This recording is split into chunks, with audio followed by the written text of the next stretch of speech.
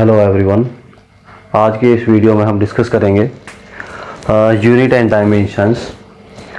तो फिजिक्स की शुरुआत से पहले कुछ बेसिक चीज़ों को जानना ज़रूरी है कि वास्तव में जो हम फिजिक्स पढ़ते हैं वो फिजिक्स होती क्या है।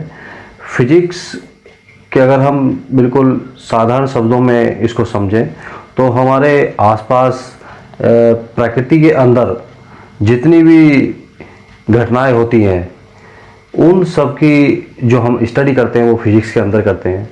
फॉर एग्ज़ाम्पल अगर हम देखें कि चंद्रमा पृथ्वी के चारों तरफ घूमता है या पृथ्वी सूर्य के चारों तरफ घूमती है, और या हम कहें कि कोई फल जब वृक्ष से नीचे गिरता है, तो ये जितनी भी इसी प्रकार की और भी बहुत सारी अनगिनत जो घटनाएं हैं प्रकृति के अंदर होती रहती हैं।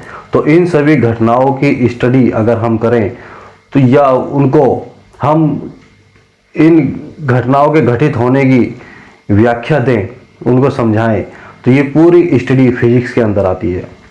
और इस फिजिक्स के अंदर जो हम इंजीनियरिंग में फिजिक्स जो हम पढ़ते हैं वो अप्लाइड फिजिक्स पढ़ते हैं, यानी कि फिजिक्स के अंदर का भी वो पार्ट जिसको हम अप्लाई करते हैं एक प्रैक्टिकल के तौर पर। तो उन सब जो भी फिजिक्स है उसको हम अप्लाइड फिजिक्स पढ़ते हैं, और जो अपने डिप्लोमा या इंजीनियरिंग के अंदर हम उनको पढ़ते हैं। फिजिक्स को समझने के लिए इसके अंदर मैथमेटिक्स की हेल्प से फिजिक्स को काफ़ी आसान तरीके से समझा जा सकता है। फिजिक्स के बारे में समझें तो क्योंकि कोई भी हमारी फिजिकल इक्वेशन को हम मैथमेटिकल फॉर्म के रूप में देते हैं, यानी कि फिजिक्स के समझने के लिए हमें मैथमेटिक्स की हेल्प इसमें लेनी पड़ती है। तो अगर हम देखें कि हमारी पूरी जो फिजिक्स है उसको समझने के लिए कुछ बेसिक चीज़ें हैं जो आज हम इस वीडियो के अंदर डिस्कस करेंगे। और कुछ बेसिक चीज़ें हम कहते हैं कि फिजिकल क्वांटिटीज़ वे क्या हैं जो हम फिजिक्स के अंदर पढ़ते हैं, और डायमेंशंस क्या हैं उनको आज हम यहाँ पर देखेंगे। और भी इस आज की वीडियो के अंदर हमें क्या क्या इसमें कवर करना है उसको हम देखते हैं। इस वीडियो के अंदर हम कवर करेंगे फिजिकल क्वांटिटी क्या होती हैं, डायमेंशंस क्या होती हैं उनको देखेंगे। फंडामेंटल फिजिकल क्वांटिटीज़ क्या होती हैं उनके बारे में हम यहाँ पर स्टडी करेंगे। सिस्टम ऑफ यूनिट्स क्या होते हैं उनको देखेंगे। फंडामेंटल यूनिट्स क्या होती हैं, सप्लीमेंट्री यूनिट्स क्या होती हैं, और ड्राइव्ड यूनिट्स क्या होती है, और प्रिंसिपल ऑफ होमोजेनिटी ये क्या होता है, और applications of principle of homogeneity, इसकी लिमिटेशंस ऑफ डायमेंशन मेथड के बारे में पढ़ेंगे। तो ये सारे टॉपिक आज हम इस वीडियो के अंदर कवर करेंगे। और बिल्कुल फिजिक्स को समझने के लिए ये एक बेसिक चैप्टर है, इसको अच्छे से समझ में आना चाहिए, क्योंकि आगे वाले जितने भी चैप्टर्स या आगे जितनी फिजिक्स हम डिस्कस करेंगे ये बार बार वहाँ पर चीज़ें यूज़ होंगी कि यूनिट हम किसको कहते हैं, यूनिट आखिर ज़रूरत क्यों पड़ती है, या हम कहें कि जो हमारी फिजिकल क्वांटिटीज़ होती है वे क्या होती हैं। तो अगर देखें कि फिजिकल क्वांटिटीज क्या है, फिजिक्स को समझने के लिए हमने कुछ भौतिक राशियाँ दी हैं जिनको हम फिजिकल क्वांटिटी बोलते हैं।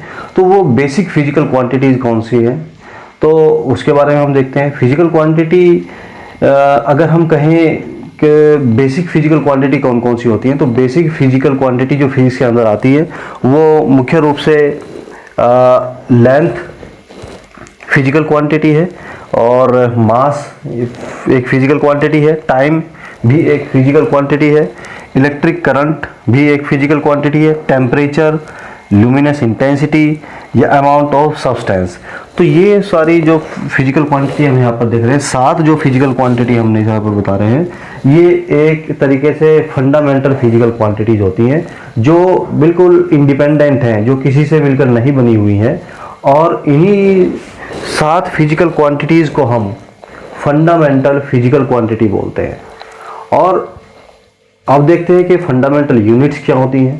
किसी भी फिजिकल क्वांटिटी को समझने के लिए, फॉर एग्जांपल अगर हम लेंथ को समझें तो केवल हम मान लिया मेरे पास ये चाक है और मैं इसको कहूँ कि ये इसकी लेंथ कितनी है, तो हम लेंथ को इसको कुछ बताना पड़ेगा। हम ये नहीं कह सकते इसकी लेंथ न्यूमेरिकल वैल्यू 5 सेंटीमीटर है। हम अगर हम ऐसा बोलेंगे तो ये आंसर अपने आप में इनकम्प्लीट है। हमें इसकी कुछ ना कुछ यूनिट बतानी पड़ेगी और हमें बोलना पड़ेगा ये 5 सेंटीमीटर है या 5 इंच है। तो इस तरह से जो हमने इंच कहा, मीटर कहा या सेंटीमीटर कहा, ये उस फिजिकल क्वांटिटी की यूनिट है। तो जो इसके न्यूमेरिकल वैल्यू की माप को बताए, एग्जैक्ट वैल्यू उसकी बताए, एक माप उसकी बताए, तो जिस यूनिट के साथ हम इसको इस्तेमाल करते हैं उसको हम फंडामेंटल यूनिट कहते हैं। यहाँ पर जो 7 फिजिकल क्वांटिटीज़ हैं, जो जब 7 फंडामेंटल फिजिकल क्वांटिटीज़ हैं, उनकी जो यूनिट होती हैं वो लेंथ की जो यूनिट होगी वो मीटर है, मास की जो यूनिट है वो किलोग्राम होगी, टाइम की जो यूनिट होगी वो सेकेंड होगी, और इलेक्ट्रिक करंट की जो यूनिट है वो एम्पियर होगी। और उसी के साथ टेम्परेचर की केल्विन होगी, ल्यूमिनस इंटेंसिटी की कैंडिला होगी, और अमाउंट ऑफ सब्सटेंस की जो यूनिट है वो मोल होगी। तो इस तरह से ये 7 फिजिकल क्वांटिटी की जो हमने यूनिट बताई है, इनको हम फंडामेंटल यूनिट्स बोलते हैं। तो हमने देखा कि फिजिकल क्वांटिटीज़ क्या हैं और फंडामेंटल फिजिकल क्वांटिटीज़ क्या हैं। इसके साथ ही हम इनकी यूनिट हमने देखी, तो फंडामेंटल यूनिट्स हम उनको बोलते हैं। और साथ ही डायमेंशंस क्या हैं, तो डायमेंशंस, फिजिकल क्वांटिटी की डायमेंशंस क्या होती हैं। फिजिकल क्वांटिटी की, अगर हम किसी फिजिकल क्वांटिटी को उसकी यूनिट में एक्सप्रेस हम उसको करें, तो उसकी यूनिट पे जितनी पावर वहाँ पर होती है उसको हम डायमेंशंस कहते हैं। किसी भी फिजिकल क्वांटिटी को लिखने के लिए उसकी जो फंडामेंटल यूनिट है उसको हमें इस फंडामेंटल यूनिट में हमें लिखना पड़ता है। तो इन फंडामेंटल यूनिट्स की जो पावर होती है, एक्चुअल में जो डायमेंशंस होती है वो पावर होती है जो फंडामेंटल यूनिट्स पे चढ़ी होती हैं, जो किसी फंडामेंटल फिजिकल क्वांटिटी को वहाँ पर वो दर्शाती है। तो डायमेंशंस एक्चुअल में क्या है, दीज आर द पावर्स। किन पे चढ़ती हैं ये जो फंडामेंटल फिजिकल क्वांटिटीज़ है, या फिजिकल क्वांटिटी की जो यूनिट्स होती हैं उसमें जो पावर चढ़ी होती है उसी को हम डायमेंशंस कहते हैं। अगर यूनिट की बात करें तो सिस्टम ऑफ यूनिट पर हम आते हैं कि सिस्टम ऑफ यूनिट क्या होता है। जो भी हमारी फिजिकल क्वांटिटीज़ है वो किस सिस्टम में हम उसको नाप रहे हैं, वो एमकेएस सिस्टम है या सीजीएस पद्धति है या एसआई पद्धति है या एफपीएस पद्धति है। तो मुख्य रूप से जो हमारी सिस्टम ऑफ यूनिट्स होती है वो एमकेएस यूनिट होती है, CGS unit system of unit होता है, एफपीएस सिस्टम ऑफ यूनिट होता है, एक SI international system of unit भी होता है। तो जो हमारी फंडामेंटल फिजिकल क्वांटिटीज़ होती हैं उसको, और जो पहली अगर हम 3 फिजिकल क्वांटिटी की बात करें तो एमकेएस में लेंथ, मास, टाइम की जो यूनिट होती है वो मीटर, किलोग्राम, सेकंड होती है। सीजीएस में अगर बात करें, सीजीएस पद्धति भी होती है कि सीजीएस सिस्टम ऑफ यूनिट, इसमें लेंथ, मास, टाइम की जो यूनिट होती हैं वो सेंटीमीटर, ग्राम, सेकंड होती हैं। और एफपीएस एक तीसरी पद्धति है जिसमें लेंथ, मास, टाइम की जो यूनिट होती है वो फुट, पाउंड, सेकंड होती है। एक इंटरनेशनल सिस्टम ऑफ यूनिट होती है। International system of unit MK जो सिस्टम ऑफ यूनिट्स है वे 3 फिजिकल क्वांटिटी के साथ साथ 4 और फिजिकल क्वांटिटीज में ऐड हो जाती हैं। तो 7 फंडामेंटल फिजिकल क्वांटिटी की यूनिट्स भी इसी के अंदर आती हैं, इंटरनेशनल सिस्टम ऑफ यूनिट के अंदर। यानी कि जो इससे अलग इलेक्ट्रिक करंट की यूनिट एम्पियर होगी, टेम्परेचर की यूनिट केल्विन होगी, ल्यूमिनस इंटेंसिटी की यूनिट कैनेडा होगी, और कैंडिला होगी, और अमाउंट ऑफ सब्सटेंस की जो यूनिट है वो मोल होगी। अब बात करते हैं कि इनकी डायमेंशंस का नोटेशन क्या होता है। डायमेंशंस अभी हमने कहा था कि इनकी फिजिकल क्वांटिटी की जो यूनिट्स होती है उनके ऊपर जो पावर होती है उसको हम डायमेंशंस कहते हैं। सिंपली अगर लेंथ की बात करें तो उसकी यूनिट मीटर होगी, तो मीटर के ऊपर कितनी पावर हुई 1, तो उसकी डायमेंशन L1 हम लिख सकते हैं। तो नोटेशन डायमेंशंस के क्या होते हैं, लेंथ का जो नोटेशन होगा वो डायमेंशंस का की बात करें अगर डायमेंशंस की, तो लेंथ का जो डायमेंशनल हो गई वो डायमेंशंस को हम इस तरह से स्क्वायर ब्रैकेट के अंदर, और लेंथ है तो कैपिटल L से इसको नोट करते हैं, तो ये इसकी डायमेंशन होगी। मास की को नोटेशन जो डायमेंशन में है वो कैपिटल M से होगा और इसको स्क्वायर ब्रैकेट में बंद करेंगे। टाइम का जो डायमेंशंस लिखने का तरीका है वो हम इसको कैपिटल T से लिखेंगे और एक स्क्वायर ब्रैकेट में यहाँ पर बंद करेंगे। इलेक्ट्रिक करंट की जो यूनिट होगी वो एम्पियर है और इसको कैपिटल A से हम यहाँ पर दिखाएंगे और स्क्वायर ब्रैकेट में इसको हम क्लोज करेंगे। टेम्परेचर की यूनिट केल्विन होगी और इसकी जो डायमेंशंस को हम दिखाएंगे वो थीटा से दिखाएंगे यहाँ पर। और लुमिनस इंटेंसिटी तो कैंडिला है, इसको CD से हम डिनोट करेंगे और इसको और ब्रैकेट में इस तरह से बंद करेंगे। और ये अमाउंट ऑफ सब्सटेंस जो पदार्थ की मात्रा है, इसकी डायमेंशंस को मोल को हम इस तरह से MOLE मोल लिख करके स्क्वायर ब्रैकेट में बंद करेंगे। तो ये फंडामेंटल डायमेंशंस, फिजिकल क्वांटिटी की डायमेंशंस हैं। यूनिट के आधार पर हमने इसको जो डिसाइड किया है, तो ये सब डायमेंशंस के अंदर यहाँ पर आता है। कुछ सप्लीमेंट्री यूनिट्स भी होती हैं। सप्लीमेंट्री यूनिट्स का ये भी एक इंडिपेंडेंट यूनिट्स है। और अगर हम दो हमारी सप्लीमेंट्री यूनिट्स होती हैं, अगर हम प्लेन एंगल की बात करें तो प्लेन एंगल की जो सप्लीमेंट्री यूनिट है वो रेडियन होती है, और इसको इस तरह से हम डिनोट करते हैं रेडियन। और जो सॉलिड एंगल होता है, जो 3 डायमेंशन में होती है, उसकी स्टेरेडियन होती है, जो SR से इसको हम डिनोट करते हैं स्टेरेडियन। तो प्लेन एंगल की यूनिट रेडियन और सॉलिड एंगल की यूनिट स्टेरेडियन। तो इसकी ये दोनों यूनिट ही सप्लीमेंट्री यूनिट है, इंडिपेंडेंट यूनिट है, इनको हम सप्लीमेंट्री यूनिट बोलते हैं। इसके बाद अगर हम बात करें कि ड्राइव्ड यूनिट्स हम किनको कहते हैं, ड्राइव्ड यूनिट्स वे होती हैं जो इंडिपेंडेंट नहीं होती हैं, बल्कि फंडामेंटल यूनिट से जो मिलकर बनी होती हैं, उनको हम ड्राइव्ड यूनिट्स यहाँ पर कहते हैं। आइए समझते हैं कि ड्राइव्ड यूनिट्स को हम कैसे यहाँ पर समझ पाते हैं। डिराइव्ड यूनिट की बात करें कि ड्राइव्ड यूनिट वे होती हैं जो फंडामेंटल यूनिट से मिलकर बनी होती हैं। फॉर एग्जांपल अगर हम बात करें एरिया, क्षेत्रफल की बात करें, तो क्षेत्रफल का फॉर्मूला होता है लेंथ इनटू ब्रेथ, लंबाई गुना चौड़ाई, इसका फॉर्मूला होता है।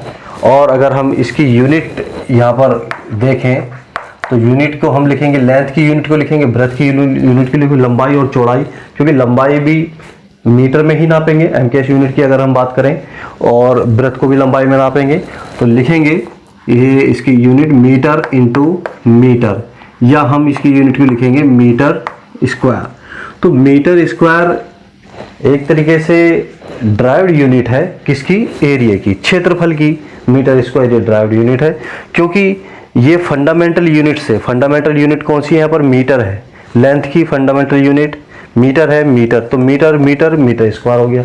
तो मीटर स्क्वायर एक ड्राइव यूनिट है क्षेत्रफल की, जो फंडामेंटल यूनिट से मिलकर बनी हुई है, इसीलिए इसको ड्राइव हम यूनिट कहते हैं, क्योंकि इसको हमने ड्राइव किया है फंडामेंटल यूनिट से।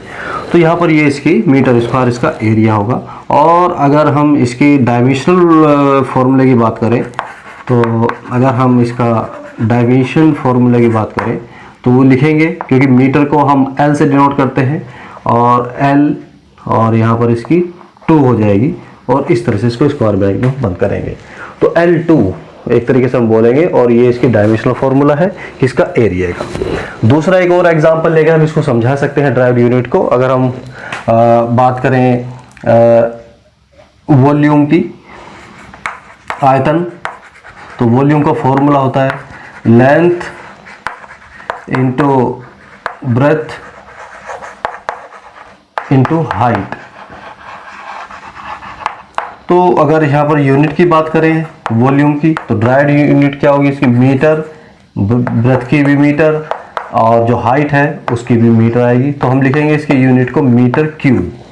तो मीटर क्यूब भी एक ड्राइव्ड यूनिट है, और ये किसकी यूनिट है, वॉल्यूम की है, लेकिन मिलके किससे बनी है, फंडामेंटल यूनिट से मिलकर बनी है, तो इसलिए इसको ड्राइव्ड यूनिट्स कहते हैं।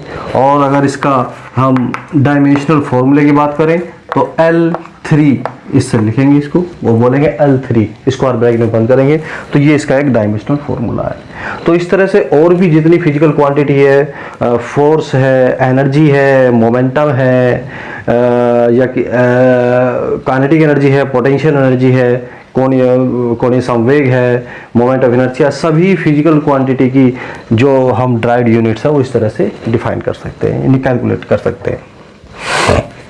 आगे हम देखते हैं कि जो प्रिंसिपल ऑफ होमोजेनिटी क्या होता है। तो प्रिंसिपल ऑफ होमोजेनिटी एक तरीके से ये है कि कोई भी फिजिकल रिलेशन है, मैथमेटिकल रिलेशन है कोई भी, वो या हम ये कहेंगे सेम डायमेंशंस ऐड या सब्ट्रैक्ट हो सकती हैं। केवल सेम डायमेंशंस ही जुड़ सकती हैं या घट सकती हैं, इसी को प्रिंसिपल ऑफ होमोजेनिटी बोलते हैं। और इसकी हम सपोज करो कि हमारे पास एक इक्वेशन है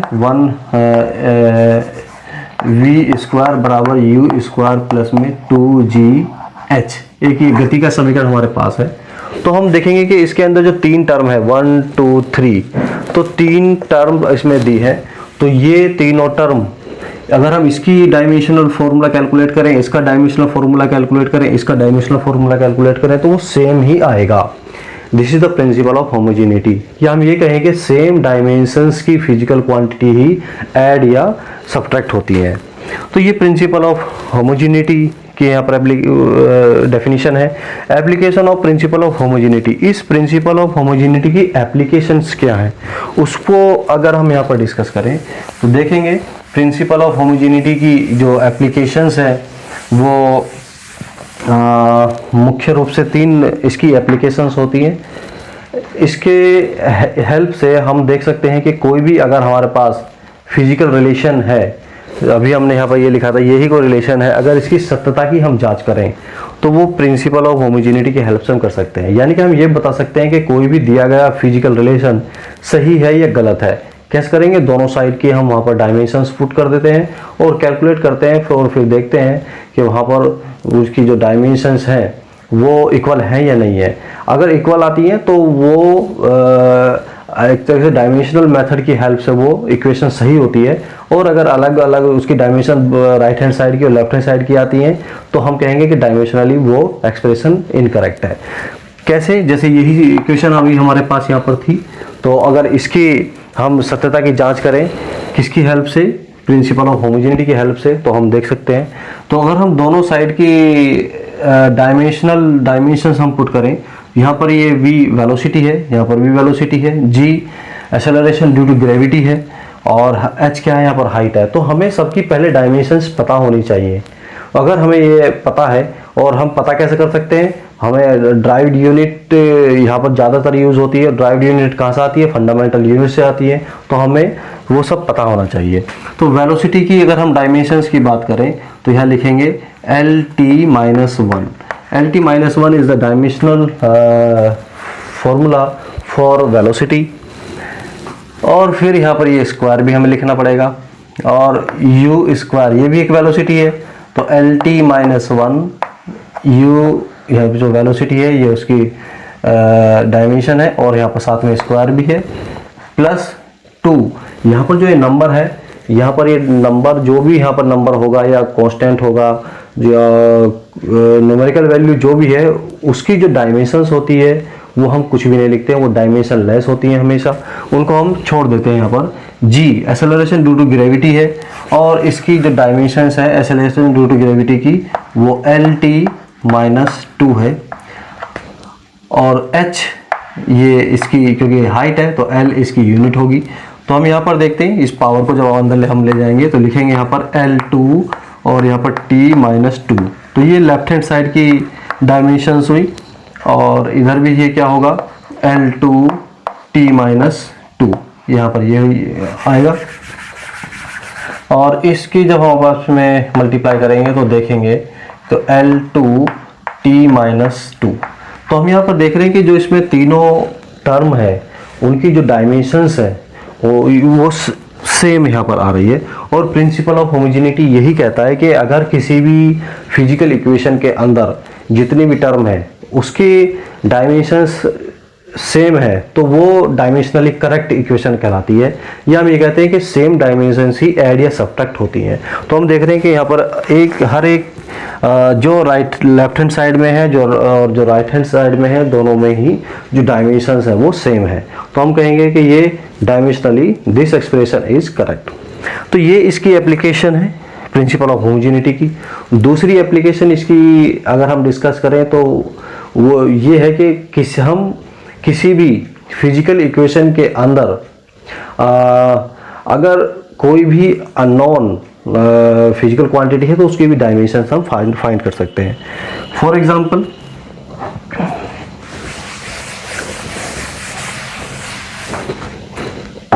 अगर हम बात करेंगे, हमारे पास ये इक्वेशन है x बराबर a t plus b t square, और यहाँ पर जो x है ये मीटर में इसको हम ले रहे हैं, और t यहाँ पर जो है उसको हम टाइम में बता रहे हैं। तो यहाँ पर a और b की डायमेंशंस हमें फाइंड करनी है कि a और b की डायमेंशंस क्या होती हैं। तो इसकी हेल्प से हम ये वाली न्यूमेरिकल प्रॉब्लम्स को भी सॉल्व कर सकते हैं कि किसी भी फिजिकल इक्वेशन में अगर हमें अननोन कोई चीज़ें फाइंड करनी है और b, और बाकी चीज़ें हमें पता है, x क्या है, एक डिस्टेंस है, t क्या है, टाइम है, तो a और b की भी हम डायमेंशंस यहाँ से फाइंड कर सकते हैं। कैसे इसकी फाइंड करेंगे? क्योंकि प्रिंसिपल ऑफ होमोजेनिटी ये कहता है कि जो भी किसी भी फिजिकल इक्वेशन के अंदर जितनी भी टर्म होंगी सभी की जो डायमेंशंस होंगी वो सेम होगी। तो उस चीज़ को हम फ़ायदा यहाँ पर उठाते हैं और लिखते हैं कि जो डायमेंशन ऑफ x होगी बराबर होगी डायमेंशन ऑफ ए टी, या हम कहेंगे कि जो डायमेंशन ऑफ a है वो होगी dimension of x upon dimension of t। तो हम यहाँ पर देखेंगे कि डायमेंशन ऑफ a बराबर क्या होगी, dimension of x, dimension of x होगी क्या, ये l, और डायमेंशन ऑफ t यहाँ पर क्या होगा, कैपिटल T, इस तरह से। तो हम लिख सकते हैं यहाँ पर इसको LT-1। तो यहाँ पर इस इक्वेशन के अंदर जो डायमेंशन ऑफ a है वो LT-1 होगी, और एक तरीके से LT-1 जो यूनिट है वो हम देखते हैं कि वेलोसिटी की होती है। तो यहाँ पर ये a है, एक फिजिकल क्वांटिटी है जो वेलोसिटी की तरह यहाँ पर काम कर रहा है। b की डायमेंशन अगर हमें यहाँ पर फाइंड करनी हो तो फिर से ऐसे ही लिखेंगे, dimension of x equal to dimension of b t square, और डायमेंशन ऑफ b क्या होगी, dimension of x upon dimension of t square. तो इस तरह से भी हम इसकी डायमेंशन यहाँ से फाइंड कर सकते हैं। तो ये इसका एप्लीकेशन हुआ प्रिंसिपल ऑफ होमोजेनिटी का। प्रिंसिपल ऑफ होमोजेनिटी का तीसरा एप्लीकेशन ये है कि अगर हमें ये पता है कि कोई फिजिकल क्वांटिटी किस किस पैरामीटर पर डिपेंड करती है, तो हम उस एक्सप्रेशन को उनके बीच में एक सही रिलेशन भी वहाँ से स्थापित कर सकते हैं, हम सही फॉर्मूला भी वहाँ से जनरेट कर सकते हैं। तो अगर उसके लिए क्या मेथड होता है, कैसे उसको हम यहाँ से समझेंगे, तो उसको भी अगर हम यहाँ से देखें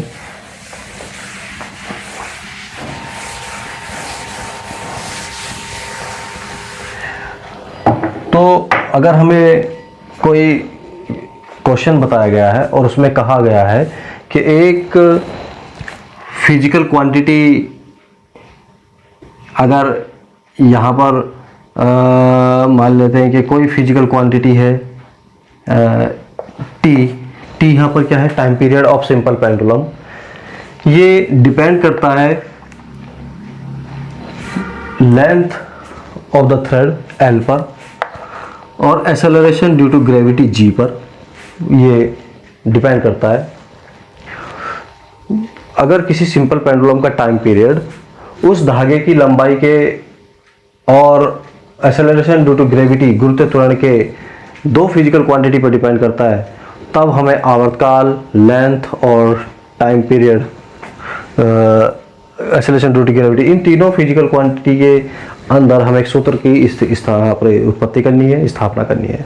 तो ऐसे क्वेश्चन को प्रिंसिपल ऑफ होमोजेनिटी की हेल्प से हम कैसे सोल्व करते हैं उसको हम यहाँ पर समझते हैं। ऐसे क्वेश्चन अगर आता है तो हम यहाँ पर इस प्रोपोर्शनलिटी साइन को लगाएंगे और साथ में इनकी हम एक पावर, जितने भी यहाँ पर फिजिकल क्वांटिटी है उनको a और b करके यहाँ पर हम पावर मान लेते हैं।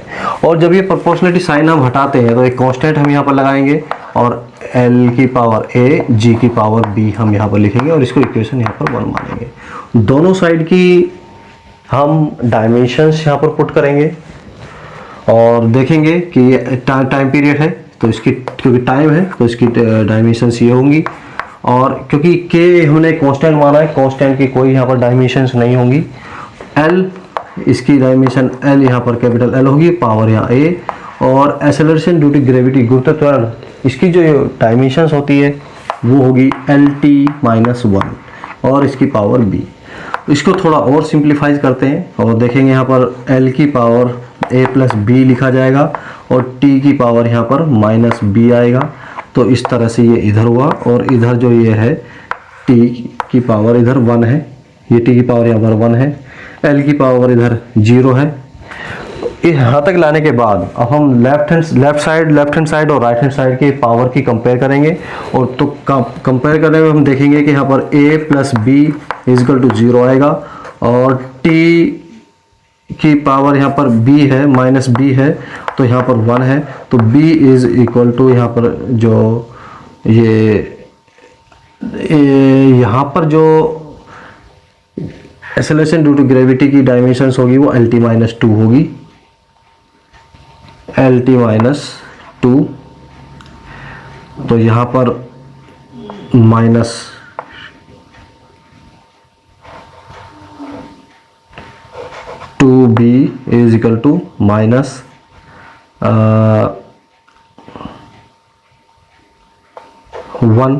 +1 हम यहाँ पर लिखेंगे। तो ये तो b = -½ यहाँ पर निकल के आएगा और ये वैल्यू हम यहाँ पुट करेंगे तो a = +½ निकल के आएगा। तो a = +½ और b = -½ जब हम यहाँ पर पुट करेंगे तो देखेंगे कि जो टाइम पीरियड का फॉर्मूला है this is equal to k b की पावर, तो हम देखेंगे ये बन के आएगा L/G। एक्सपेरिमेंटली यहाँ पर k = 2π पाया जाता है, तो t = 2π √L/G। तो ये एक्सप्रेशन हम यहाँ से ड्राइव कर रहे हैं जो कि टाइम पीरियड का है, किसी भी सिंपल पेंडुलम के टाइम पीरियड के लिए फॉर्मूला यहाँ से आता है। तो इस प्रकार हम देखते हैं कि हम प्रिंसिपल ऑफ होमोजेनिटी की हेल्प से हम यहाँ पर सही एक्सप्रेशन भी फाइंड कर सकते हैं। ये पूरा उसका एक मेथड होगा। तो ये इसकी एक एप्लीकेशन है। अनदर एप्लीकेशन इसकी क्या है कि हम अगर कोई फिजिकल क्वांटिटी हमें एक सिस्टम ऑफ यूनिट में दी है तो उसकी वैल्यू हम दूसरे सिस्टम ऑफ यूनिट में भी वहाँ पर हम कैलकुलेट कर सकते हैं।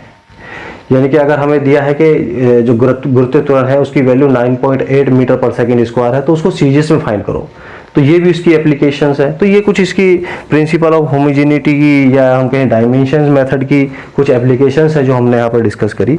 उसके बाद limitation of the dimensions method, जो ये डायमेंशनल मेथड इसकी लिमिटेशंस क्या है, कमियां क्या है इसकी कुछ कमियां हैं कि यहाँ पर हम साइन थीटा या कोस थीटा ट्रिग्नोमेट्रिक कुछ रिलेशंस आ जाए वहाँ पर ये मेथड फेल हो जाते हैं, तो उनके लिए अप्लाई नहीं हो पाएगा। और जो यहाँ पर हमने फिजिकल क्वांटिटी 1 2 3 4 5 अगर ये 3 से ज़्यादा फिजिकल क्वांटिटी पे इक्वेशन बनती है तो भी वहाँ पर ये हम इसको अप्लाई नहीं कर पाएंगे। तो और कुछ साइन थीटा जो ट्रिग्नोमेट्रिक टर्म्स हैं उनके लिए ये लागू नहीं हो पाता। तो इस तरह की कुछ इसकी लिमिटेशंस भी है जहाँ पर ये लागू नहीं हो पाता है। तो आज के वीडियो में हमने कुछ जो यूनिट एंड डायमेंशन का फर्स्ट चैप्टर था ये आज हमने इसको यहाँ पर डिस्कस किया है।